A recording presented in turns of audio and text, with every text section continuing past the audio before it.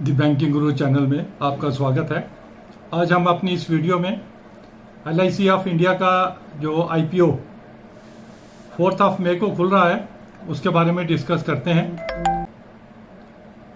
IPO details तो सभी channels पे अवेलेबल है।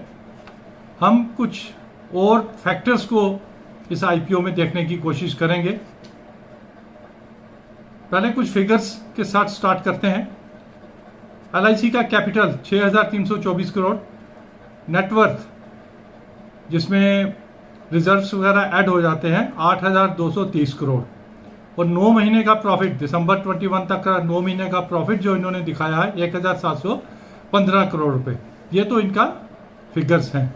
अब एक इनकी जो वैल्यूएशन की गई है, एम्बेडेड वैल्यू के ऊपर जो वैल्यूएशन किया गया है, मार्च 21 में इनकी एम्बेडेड वैल्यू जो थी 95,605 करोड़ थी। पॉलिसी चेंज करके पहले उनका 95% जो है इनका प्रॉफिट था वो पॉलिसी होल्डर्स को जाता था, 5% जो था वो शेयर होल्डर्स फंड में जाता था। उन्होंने उसको चेंज किया, 90% ऑफ पॉलिसी होल्डर्स को जाएगा, 10% शेयर होल्डर्स फंड में जाएगा। उससे इनकी एम्बेडेड वैल्यू बढ़ गई 95,000 करोड़ से 5,39,686 crore, meaning thereby 5 times इन्होंने अपनी एम्बेडेड वैल्यू बढ़ा ली।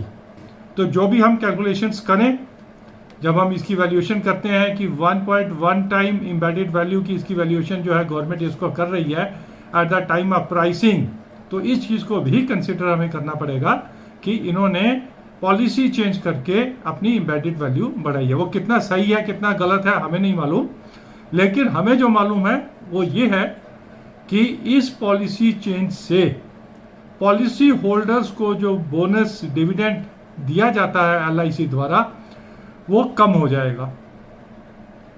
Already LIC is known for very conservative returns on the investments. जो इन्वेस्टमेंट करते हैं 4% 5% तक ही उस पर रिटर्न्स आती हैं।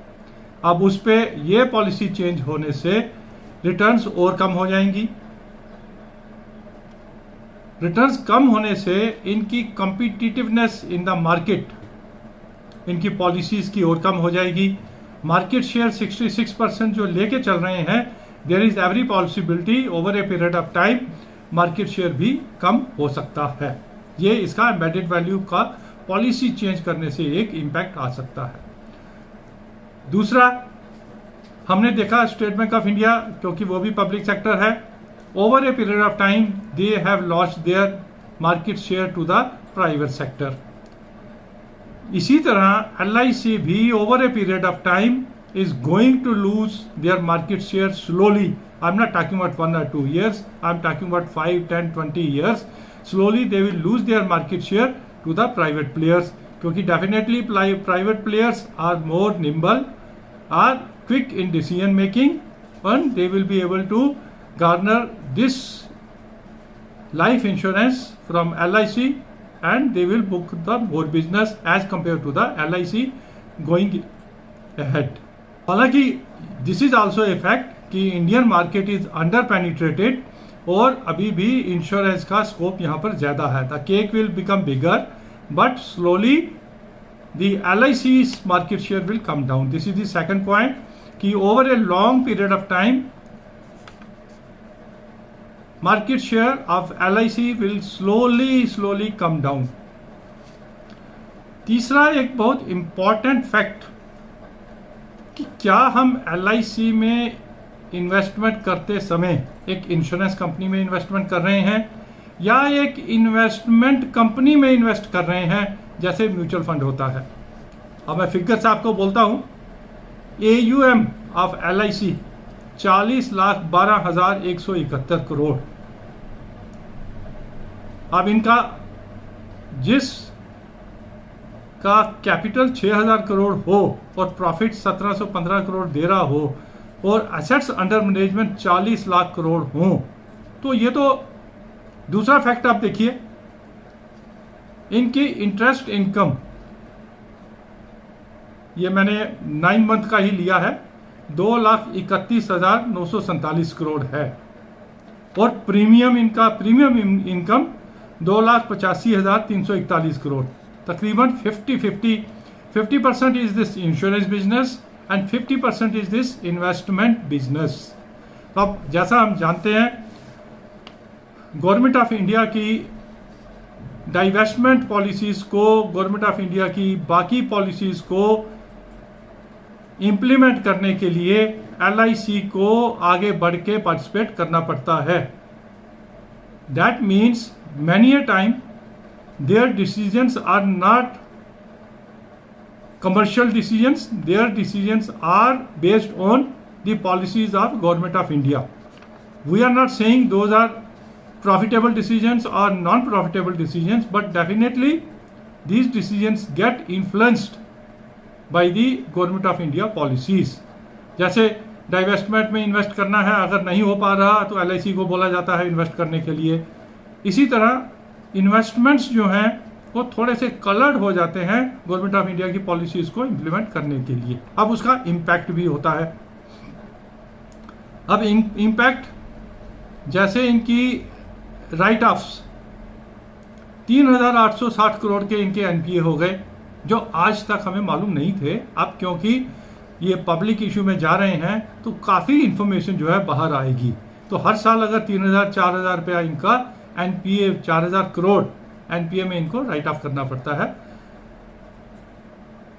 नॉन पेमेंट ऑफ इंटरेस्ट आज भी 37,893 करोड़ का नॉन पेमेंट ऑफ इंटरेस्ट है। अगर नहीं होगा तो ये एनपीए हो जाएगा। अब जो इनका एयूएम है, अब उसकी बाइफर्केशन भी देख लेते हैं। सेंट्रल गवर्नमेंट सिक्योरिटीज में 38%, स्टेट गवर्नमेंट सिक्योरिटीज में 24%, लोन्स में 3%, डिबेंचर्स में 8%, इक्विटी में 24% एंड वेंचर कैपिटल में 0.64% किया हुआ है। अब central government, state government securities में जो इन्वेस्टमेंट इन्होंने किया हुआ है, जैसे हम जानते हैं जैसे ही इंटरेस्ट रेट साइकिल अब रिवर्स हो रहा है, रेट ऑफ इंटरेस्ट बढ़ेंगे तो इनकी इन सिक्योरिटीज की वैल्यू कम हो जाएगी। तो इनका जो वैल्यू है, net asset value of their securities will come down in the market.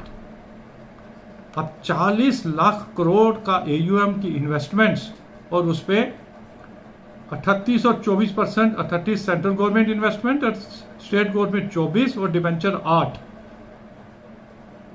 70% के करीब इनका जो है इन्हीं सिक्योरिटीज में है। This is subject to interest rate risk. अब जो इक्विटी का 24% है, that is also subject to market risk. Equities बढ़ेंगी तो ये भी बढ़ेगा। अगर मार्केट क्रैश करती है या रिसेशन में जाती है तो ये भी कम होगा। तो ये फिगर्स बताने का मेरा पर्पस सिर्फ इतना है कि this is not a pure insurance issue. We have to see to it that this is a huge investment. Mutual fund कह लीजिए, इन्वेस्टमेंट कंपनी कह लीजिए, कुछ भी इसको कह लीजिए, हमें इन चीज़ों को देखना पड़ेगा क्योंकि इसमें रिस्क है। इंटरेस्ट रेट साइकिल का रिस्क है, इक्विटी मार्केट का रिस्क है। तो ये सभी रिस्क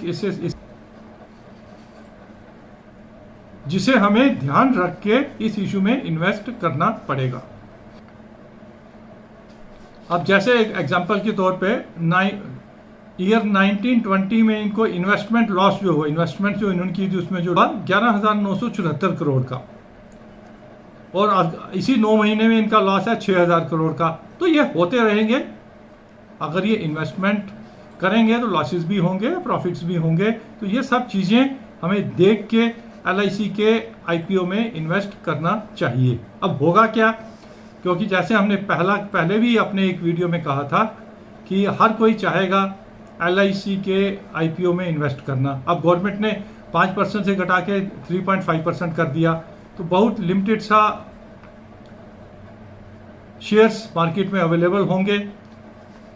949 रुपीज़ पे दे रहे हैं। रीजनेबली प्राइस इन्होंने कर दिया है, इशू प्राइस छोटा कर दिया है।